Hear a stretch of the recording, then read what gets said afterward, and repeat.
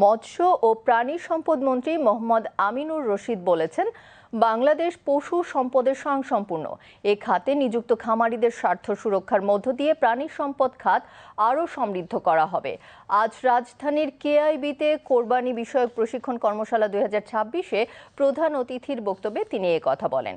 প্রাণী সম্পদ অধিদপ্তরের মহাপরিচালক মোহাম্মদ শাহজামান খানের সভাপতিত্বে মৎস্য ও প্রাণী সম্পদ প্রতিমন্ত্রী সুলতান সালাউদ্দিন টুকু ও মন্ত্রণালয়ের সচিব মোহাম্মদ দেলোয়ার হোসেন কর্মশালায় বক্তব্য রাখেন। মন্ত্রী আমিনুর রশিদ বলেন, সারা দেশের মাদ্রাসার 1 কোটি শিক্ষার্থীদের প্রশিক্ষণ দিয়ে কুরবানির পশু জবাই ও চামড়া সংরক্ষণের দক্ষ কর্মী হিসেবে গড়ে তুলতে সরকারের আগ্রহ রয়েছে। তিনি বলেন, এ পরিকল্পনা বাস্তবায়ন করা গেলে চামড়ার গুণগত মান বৃদ্ধি পাবে এবং অধিক বৈদেশিক মুদ্রা অর্জন করা সম্ভব হবে। একই সাথে মাদ্রাসার শিক্ষার্থীরাও আর্থিকভাবে লাভবান হবে।